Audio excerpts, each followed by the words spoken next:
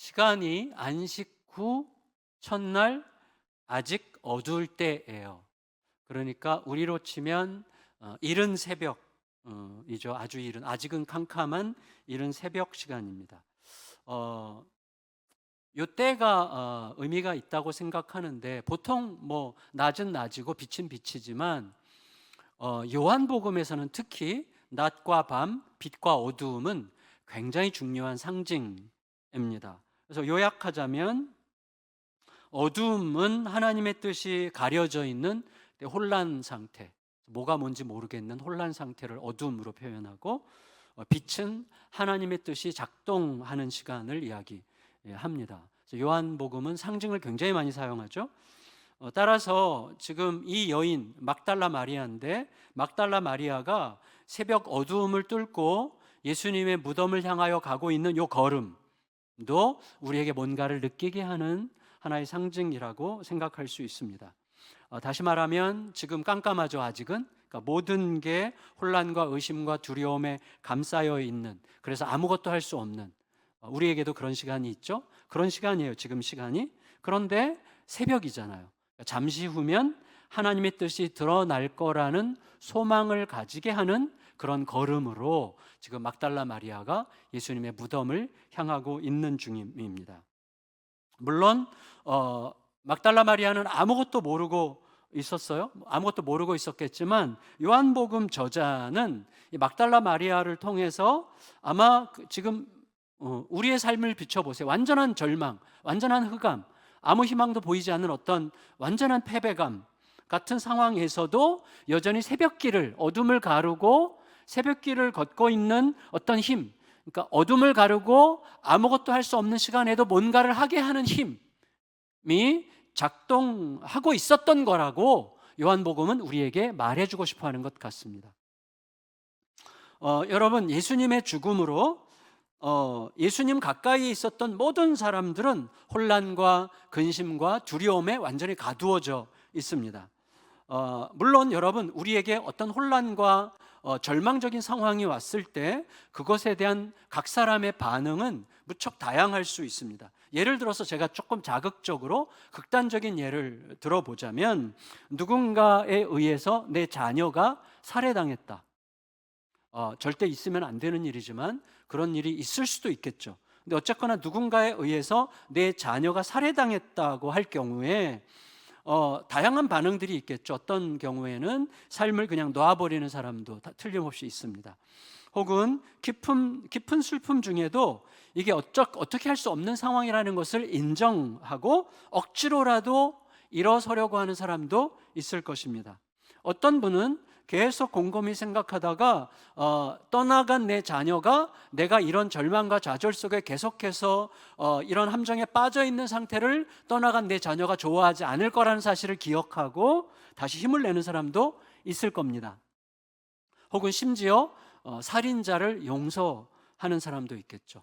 몇 년 전에 필라델피아의 그 아미시 마을의 아이들이 다니는 학교에서 총기 난사 사고가 있었고 아이들이 많이 죽었는데 그 부모들이 모여서 기도하면서 살인자를 용서하기로 공식적으로 결정을 했죠.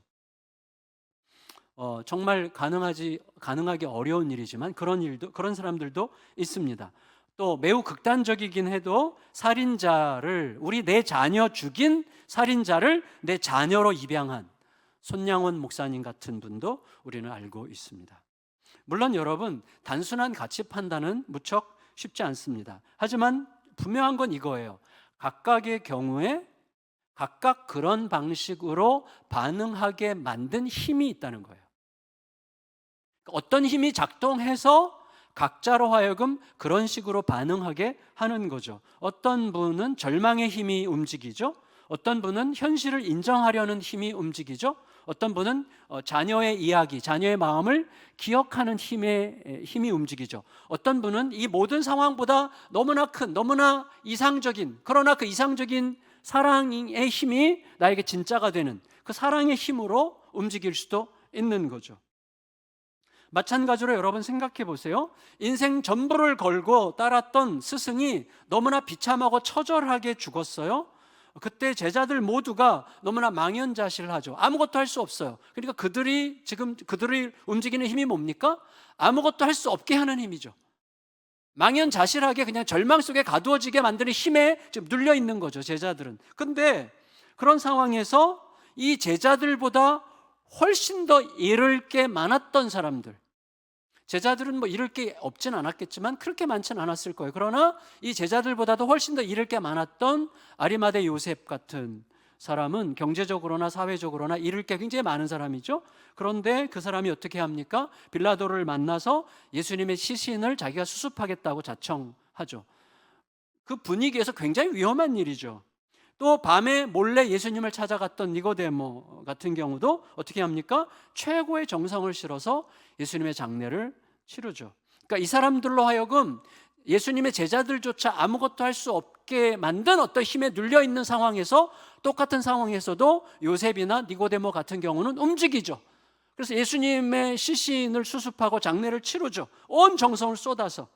그러니까 여러분, 만민의 역적으로 몰려서 처형당한 사람의 마지막을 위해서 그렇게 헌신하려면 현실보다 훨씬 더 큰 어떤 힘이 작동했기 때문이죠. 어떤 힘이 그들에게 있었던 거죠. 그 힘은 명분도 아니죠. 명분으로는 그렇게 할 수 없죠. 자존심도 아니죠. 오직 현실에 대한 염려를 이기고 행동하게 만드는 가슴 뭉클한 어떤 사랑이었을 거예요. 현실로는 설명이 안 되는 어떤 강렬한 이끌리는 사랑이 그들에게 있었겠죠. 아직은 모든 게 혼란스러웠지만 어느새 예수님을 사랑하게 됐던 거라고 할 수가 있습니다. 도무지 가만히 있지 못하게 하는 강렬한 사랑. 아직 두려움에 갇혀있는 제자들에게는 사랑보다는 혼란이 더 컸지만 이 요셉이나 또 니고데모에게는 혼란보다 사랑이 더 컸기 때문에 그렇게 움직일 수 있었겠죠. 자, 이런 배경에서 이제 무덤을 찾은 그 여인을 생각해 볼까요? 요한복음의 기록이 조금 독특해요. 마태복음, 마가복음, 누가복음, 소위 공관복음, 같은 관점으로 봤다 그래서 공관복음이라고 하잖아요. 이 공관복음에서의 기록과 요한복음의 기록이 사뭇 다릅니다. 공관복음에서는 예수님의 무덤을 찾은 게 여인 두세 사람, 2명 혹은 3명이었다고 기록하고 있어요. 근데 요한복음은 유독 막달라 마리아 혼자 무덤에 간 것처럼 기록합니다. 막달라 마리아에게만 온통 집중을 해요. 그리고 다른 복음서들은 여인들이 순서가 어떻게 되냐면 여인들이 무덤에 갔고 무덤에서 천사도 만나고 예수님도 만난 다음에 너무 깜짝 놀라서 예수님의 제자들에게 가서 예수님의 부활 소식을 알리는 이 순서로 되어 있는데 요한복음은 그렇지 않아요.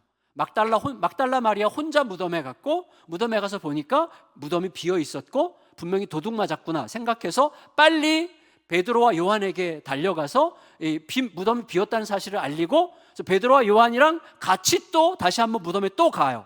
베드로와 요한이 무덤에 도착했는데 이들은 돌아보고 진짜 빈 무덤을 확인하고는 너무 당황했는지 너무 혼란스러웠던지 또 집으로 그냥 돌아가, 베드로와 요한이.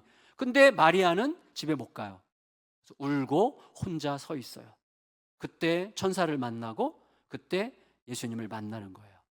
좀 뭔가 생각이 들지 않습니까? 여러분, 베드로와 요한이 분명히 무덤에 왔는데 왜 천사는 그때 그들을 안 만나줬을까요? 왜 부활하신 예수님은 그들을 안 만나주셨을까요? 왜 막달라 마리아에게만 나타나서 마리아를 부활의 첫 증인으로 삼으시는 걸까요? 굉장히 의도적인 거죠. 그리고 요한은 아주 의도적으로 막달라 마리아에게만 집중하라고 하는 성령의 감동을 받아서 쓰고 있었던 게 분명해요. 왜냐하면 유대인 남자로서는 이런 식으로 기록하면 안 된다는 거 우리가 알고 있습니다. 그 당시에 여자들은 법정의 증인으로 설 수 없고 예수님이 부활하셨다는 얘기를 아무리 많이 외쳐야 사람들이 콧방귀도 안 낄 만한 증인이에요, 여자는. 그런데다가 막달라 마리아는 7 귀신 들렸던 여자로서 워낙 유명하기 때문에 신뢰도가 상대적으로 더 떨어지는 여자인데 이 막달라 마리아에게만 집중해서 기록한다는 것, 그리고 이 여인을 부각시킨다는 것 자체가 유대인에게는 굉장히 무모한 짓인데, 따라서 요한은 성령의 감동을 따라서 막달라 마리아에게서 어떤 메시지를 끌어내려고 하시는 성령의 이끄심을 느끼면서 요한복음을 기록했다고 이야기할 수가 있는 거죠. 저는요, 말씀을 읽던 중에 예수님과 마리아가 만난 대목에서 서로 대화하는 요 장면에서 진짜 이거 울컥했어요. 진짜 울컥. 울지는 않았는데 이렇게 좀 울컥하게 되더라고요. 15절 16절 한번 읽어볼까요? 15절 16절 시작. 예수께서 이르시되 여자여 어찌하여 울며 누구를 찾느냐 하시니 마리아는 그가 동산지기인 줄 알고 이르되 주여 당신이 옮겼거든 어디 두었는지 내게 이루소서 그리하면 내가 가져가리이다. 예수께서 마리아야 하시거늘 마리아가 돌이켜 히브리 말로 라보니 하니 이는 선생님이라는 말이라. 라보니 이 말은 선생님이라는 말이 아니라 나의 선생님이란 말입니다. 나의 선생님. 자 보세요. 지금 대상이 갑자기 바뀌죠. 막달라 마리아에게 예수님은 처음에는 동산지기인 줄 알았는데 예수님을 알아보고 나의 선생님으로 바뀌었고, 또 마리아에게 예수님은 마리아를 처음에 여자여 이렇게 부르시고는 그 다음에는 마리아야 이렇게 부르시죠. 그 사이에 뭐가 있어요? 여러분 이런 거죠. 마리아가 자기에게 말을 걸어오시는 예수님을 동산지기인 줄로 착각하고 뭐라 그래요? 당신이 옮겼거든 어디 두었는지 말해주세요. 제가 모셔가겠습니다. 여러분 저는 이렇게 마리아가 말하는 동안에 마리아를 여자야라고 부르셨던 예수님이 마리아야 이렇게 야 마리아야 이렇게 좀 저절로 거의 저절로 막 너무 여기가 울컥해가지고 말씀하셨다는 느낌이 확 들어왔어요. 거의 저절로 애틋한 사랑이 실린 그 부름에 마리아의 눈이 떠진 거죠. 나의 선생님. 왜 그렇습니까? 여러분 보세요. 모두가 다 두려움과 혼란에 갇혀서 어쩔 줄 몰라 하는 상황에서 심지어 베드로와 요한조차 무덤앞까지 왔다가 그냥 돌아간 그런 상황에서 힘없는 한 여인이 예수님의 시신이 있는 곳을 알려주면 내 혼자서라도 옮겨보겠다고 그렇게 단언하는 이 순진하고 대범한 사랑에서 예수님을 향한 감출 수 없는 순전한 사랑이 쏟아져 나왔던 거죠.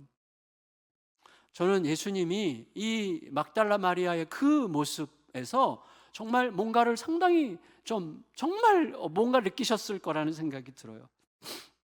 여러분 왜냐하면 보세요. 당시에 요한이 현장에 같이 있었었잖아요. 좀 전에까지.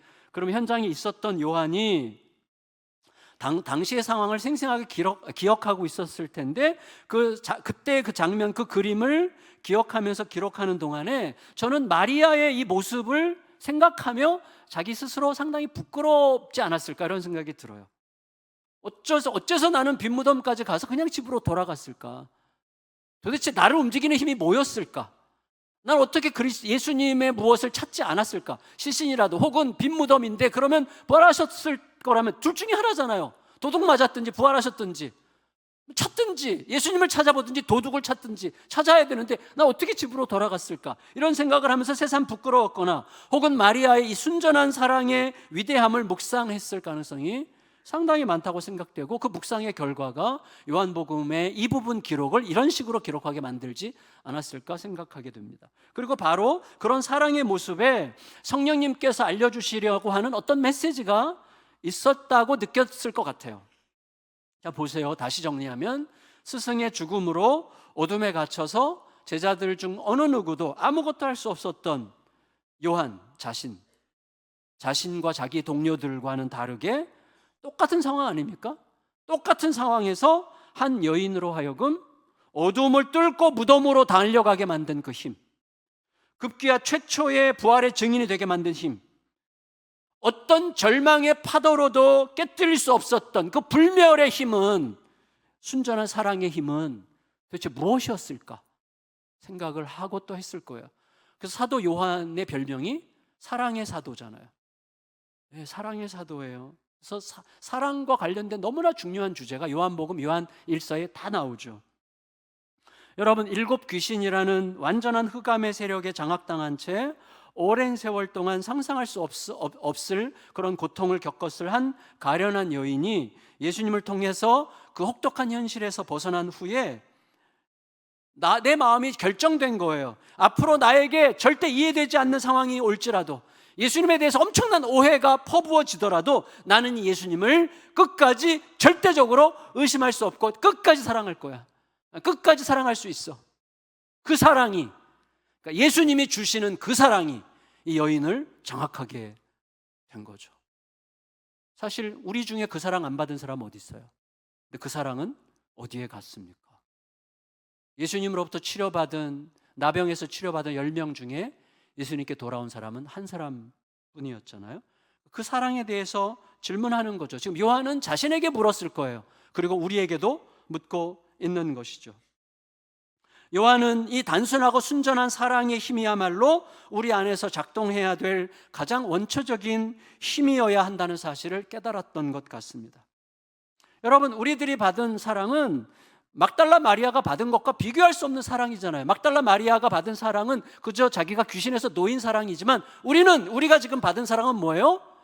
예수께서 나를 위해서 죽어주시고 내 죽음을 가져가시고 나에게 영생을 주신, 이게 감당할 수 없는 사랑이 우리에게 온 거잖아요.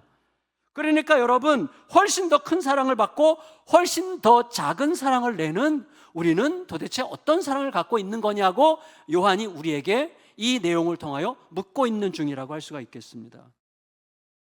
여러분, 예수님과 가장 가까웠던 제자들도 의심과 두려움과 혼돈에 사로잡혀서 웅크리고 있었던 그 시간, 그 어둡고 두렵고 위험한 새벽 시간에 홀로 예수님의 무덤을 찾게 만들었던 그 힘은 뭘까요? 베드로와 요한에게 빈 무덤의 실체를 알린 다음에 다시 또 그들과 함께 무덤까지 동행하게 만들었던 그 힘, 믿었던 두 제자가 빈 무덤만 확인하고 집으로 돌아간 후에도 끝내 나는 예수님의 시신을 찾아야만 하겠다고 고집부리게 만드는 그 힘, 혼자서는 도무지 불가능한 그 일을 나 혼자서라도 해야만 한다고 열망하게 만들었던 그 힘, 천사들과 부활하신 예수님께서 빈 무덤을 찾아왔던 베드로와 요한에게는 안 나타나고 오직 이 여인에게만 나타나서 그녀를 최초의 부활의 증인으로 삼으셔야 했던 그 힘, 그 힘에 대해서 우리가 요한이 말하고 싶었다고 이야기하게 됩니다. 그게 바로 요한이 말하고 싶었던 자기가 발견한 하나님의 어떤 의도적인 메시지가 아니었을까 생각하게 되는 거예요. 곧 모든 혼란과 의심과 두려움의 흑암을 이기는 힘. 우리의 삶에서도 보세요. 소망도 사라지고 믿음도 사라지고 모든 게 의심투성이가 되고 모든 걸 끝장내버리고 싶은 어떤 절망만 남아있는, 소망도 믿음도 사라진 그 시간에도 여전히 작동하는 힘이 뭘까? 나로 하여금 아무것도 할 수 없게 만드는 상황에서도 나로 하여금 움직이게 만드는 그 힘, 그 사랑의 힘, 무조건 예수님을 향해 달려가는 절대적인 사랑, 그 사랑을 따라서 가다 보니 결국 그곳이 예수님의 무덤이 아니라 부활의 현장이었다는 사실을 알게 되게 만드는 그 힘을 우리에게 알려주고 싶어지는 거죠. 예수님 부활하셨지만 우리는 부활의 사건과 전혀 무관하게 살 때가 대부분이죠. 절망에 쌓이고 더 이상 희망이 없다고 느껴지죠. 근데 그때도 움직이게 하는 힘, 믿음도 아니고 소망도 아니고 예수님에 대한 절대적 사랑이고, 그 사랑으로 그 자리를 가고 버티면 거기서 부활의 증인이 되는, 부활하신 예수님을 만나게 되는 그 자리가 될 거라고 우리에게 말해주고 싶어 하는 것 같습니다. 여러분, 보고도 못 믿는 자들이 있어요. 근데 볼 수 있다면 믿을 가능성은 훨씬 더 커지죠. 하지만 아무것도 보이지 않는 시간이에요. 진짜 아무것도 보이지 않는 시간. 예수님이 부활하셨지만 그 부활이 아무런 힘으로도 작동하지 않고 있는 아직 너무나 어두운 시간, 실망과 낙심과 좌절로 무너진 시간, 부활의 신앙 위에서 살아가는 게 너무나 분명하지만 마치 부활이 없는 것처럼 무너지는 시간, 우리들의 어둠의 시간들, 소망은 날아가고 믿음은 짓밟히는 그런 시간, 그래도 우리를 움직일 수 있는 힘은 절망보다 훨씬 더 큰 사랑뿐이에요. 요셉과 니고데모로 하여금 모든 사회적인 위험을 기꺼이 감수하게 만들었던 그 힘, 절망과 좌절과 두려움과 위협 따위에는 눈 멀게 하는 힘, 오직 사랑의 대상을 향해서만 눈이 띄어지는 그 힘만이 우리로 하여금 믿음도 소망도 증발해버린 상황에서도 예수님의 무덤을 향해 가게 만들고, 그 무덤이 사실은 부활의 현장이었다는 사실을 알게 하는 것입니다. 따라서 우리들은 이렇게 질문하게 됩니다.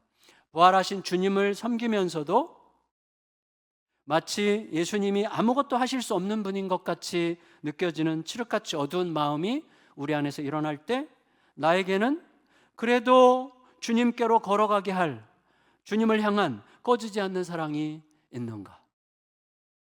라고 묻게 합니다. 급기야는 절망을 딛고 부활의 주님을 만나게 할 그 사랑이 나에게 있는가? 묻게 됩니다. 제가 여러 번 그런 말씀을 드렸는데, 자, 우리의 사랑은 손해봐도 되는 사랑이죠. 손해봐도 억울해도 괜찮은 사랑이죠. 왜냐하면 손해보거나 억울해도 괜찮을 만큼, 아무리 손해를 보더라도 그게 더 이상 손해가 아닐 만큼, 아무리 억울해져도 그게 전혀 억울한 게 아닐 만큼 너무나 크고 부유한 사랑을 이미 받았고 영원토록 받을 거라는 사실을 믿을 수 있다면 손해보고 억울해져도 괜찮은 사랑을 할 수 있다고 말씀드렸죠. 그러니까 믿어야 사랑할 수 있는 거죠. 내가 그만큼 받았다는 사실을 믿어야 사랑할 수 있는 것이죠. 그런 의미에서 사도 바울은 디모데전서 1장 15절에서 뭐라고 그랬는가 하면 믿음에서 나오는 사랑이라고 얘기했습니다. 믿음에서 나오는 사랑. 제대로 믿지 못하면 사랑할 수 없죠. 제대로 믿어야 사랑할 수 있는 것이죠. 그런데 한번 정색하고 생각해 보면 그 사랑은 살짝 위태롭게 계산적이에요. 왜냐하면 여러분, 내가 이미 충분히 받았고 또 앞으로도 충분히 받을 거라는 사실을 알기 때문에 사랑하는 거잖아요. 그러니까 계산이 나오니까 사랑하는 거잖아요. 말하자면, 좀 잔인하게 말하자면 그렇잖아요. 하지만 사랑은 훨씬 더 순전해야 되지 않을까요? 사랑은 훨씬 더 순전한 것이죠. 아무것도 못 받았어도 또 영원히 못 받아서 억울할 수 있다고 해도 여전히 할 수 있는 게 사랑이어야만 그게 사랑이죠. 그렇다면 이렇게 말할 수 있어요. 우리 편에서는 믿어야만 사랑할 수 있지만 하나님 편에서는 우리에 대한 믿음이 전혀 없는 상황에서도, 우리에게 받을 게 아무것도 없는 상황에서도, 기대할 게 아무것도 없는 상황에서도 하나님이 자기 목숨을 걸고 사랑하셨어도 우리가 아무런 보상을 할 수 없을 게 너무나 분명해 보인다고 할지라도 하신 그 사랑으로 사랑하신 거죠. 그리고 그 사랑의 흔적이 지금 막달라 마리아 안에서 살짝 엿보이고 있는 것이죠. 우리에게 그 사랑을 요청하죠. 그래서 바울이 믿음에서 나오는 사랑이라고 디모데전서 1장 15절에서 얘기했지만 갈라디아서 5장 6절에서는 이렇게 얘기했어요. 사랑으로서 역사하는 믿음뿐이라 그랬어요. 사랑으로서 역사하는 믿음뿐이라. 그러니까 faith working through love예요. 사랑을 통해서만 작동하는 믿음이라고 얘기했어요. 여러분, 우리는 믿어야 사랑할 수 있어요. 근데 하나님은 우리가 믿을 대상이 아닌데도 사랑하셨죠. 그래서 그 사랑을 믿어서 사랑하는 거죠. 그래서 주님으로부터 온 사랑이죠. 그러니까 그 사랑은 마리아의 것도 아니고 우리 것도 아니고 처음부터 주님의 것이죠. 예수님을 향한 막달라 마리아의 사랑은 거의 맹목적인 듯 보이지만 요한복음이 그 사랑을 강조하면서 이 여인이 부활의 첫 증인이 됐다는 사실을 부각시키는 이유는 우리에게도 바로 그 사랑의 비밀을 알려주려는 게 아닐까 생각하게 됩니다. 믿음과 소망이 다 사라진 것 같은, 믿음도 작동할 힘이 없고 소망도 작동할 에너지가 전혀 다 방전된 그런 시간에도 작동하는 그 사랑, 그게 바로 우리를 향한 하나님의 사랑이었고 그 십자가의 사랑이었죠. 그래서 제가 최근에 읽고 있는 묵상집 중에 빛과 빛 사이라는 묵상집이 있는데 어떤 분이 저자가 사실 선물해 주셨어요. 근데 필명을 쓰는 분인데, 앤드라는 필명을 쓰는 분인데, 그분의 묵상 글을 읽다가 이걸 같이 읽고 싶었어요. 하나님의 사랑, 우리도 하나님의 사랑인데 탕자라는 묵상 글이에요. 탕자, 우리 같이 한번 읽어볼까요? 탕자, 시작. 무엇인가 좋은 것들을 포기하고 하나님을 따른다는 사람들이 부러웠다. 내게는 아버지의 집이 모든 것을 탕진한 끝에서 택한 유일한 길이었기 때문이다. 나도 아버지를 위해 버리고 온 것이 하나라도 있다면 좋겠습니다. 그러나 아버지는 내가 온 세상을 가질 수 있음에도 포기하고 당신을 택하였든, 줄이고 줄여 허기진 배를 채우기 위하여 당신을 택하였든 그 기쁨에는 한 점의 차이도 없다 하시며 이제껏 본 적 없는 성대한 잔치를 베푸셨다. 그분께 감동이란 나의 희생이 아니라 나의 존재였다. 그의 눈에 나는 누추한 자도 죄 지은 자도 아닌 그저 기뻐하는 아들이었다. 이렇듯 내가 받은 것들은 언제나 당연한 것이 아닌 당황스러운 것이었다. 아버지의 사랑이 우리에게 계속 말을 걸어와야 돼요. 우리는 우리에게 뭐가 가장 많이 말을 걸어오도록 내 자신을 이렇게 방치합니까? 아버지의 사랑이 가장 많이 나에게 말을 걸어오게 하시면 우리의 삶은 사뭇 달라지게 될 것입니다. 말씀을 마칠게요. 사랑이 이기죠. 여러분, 사실을 말하자면 이미 말씀드렸지만 모든 것을 이기는 그 사랑은 우리 것도 아니고 막달라 마리아의 소유도 아니었습니다. 막달라 마리아가 만들고 그녀가 간직한 사랑이 아니었습니다. 예수님의 말씀과 그의 삶에서 나온 힘, 무엇보다 예수님의 존재에 충만한 그 사랑과 은혜의 힘이 그녀의 심장에 창조한 그 사랑이었습니다. 그리고 그 사랑을 받지 않은 사람은 이 자리에 없습니다. 여러분, 제대로 알면 사랑할 수밖에 없기 때문에 사랑하는 거예요. 제대로 알면 사랑할 수밖에 없는 주님이기 때문에 사랑하는 거예요. 사랑하지 않고 있다면 그 사랑을 아직 내가 제대로 모르거나 아직도 그 사랑이 나에게 말 걸어오도록 내가 허용하지 않고 있는 거죠. 다른 것들이 온통 나에게 말 걸어오도록 계속 나를 내버려 두는 거거든요. 아주 의지적으로 그리스도의 사랑이 나에게 계속 말을 걸어오게 해야 됩니다. 그게 바로 머리와 가슴과 온몸으로 예수님을 제대로 알고자 하는 모든 사람들이 도달하는 바로 그 지점이죠. 결국에는 사랑이 모든 것을 이긴다는 진실을 알게 될 것입니다. 그렇게 되면 어떻게 되죠? 자존심에 막혀가지고 40년 동안 입 밖으로 전혀 나오지 않았던 미안해. 진짜 자존심에 막혀가지고 40년 동안 전혀 입 밖으로 나오지 않았던 정말 미안해. 진짜 미안해. 이 말이 입에서 나갈 수 있어요. 사랑이 들어올 때. 미안하단 말을 밥 먹듯이 하면서도 미안해할 짓을 끝없이 반복하던 그런 인간으로 하여금 자신의 모순과 위선을 뼈아프게 알고 돌이켜 회개하게 할 것입니다. 그 사랑이. 우리는 그 사랑이 얼마나 처절한지 압니다. 우리는 그 사랑이 얼마나 고된지 압니다. 그러나 그 사랑만이 우리를 부활의 자리로 가게 한다는 것도 알고 있습니다. 주님께 매료되고 주님께 사로잡혀서 내 안에서 솟구치게 된 그 사랑이 우리로 하여금 믿음도 소망도 증발해버린 죽음 같은 시간에도 우리로 하여금 빈 무덤으로 달려가게 만들고 아무 희망이 없는 그 자리. 여러분, 내 삶이 지금 죽을 것 같은데 아무 희망이 안 보이는데 못하러 새벽에 가가지고 못하러 기도의 자리 가서 그렇게 울부짖습니까? 빈 무덤이에요, 빈 무덤. 하지만 그 사랑이 그 자리로 가게 하고 그 자리가 부활의 자리였다는 사실을 깨닫게 되는 은혜가 우리 모두에게 임하시기를 축복합니다. 그 사랑이 우리를 움직여서 그 은혜가 부활절을 기념하는 우리 또 예배하는 우리 모두를 감싸서 온전히 다스리시기를 예수님의 이름으로 축복합니다. 우리 같이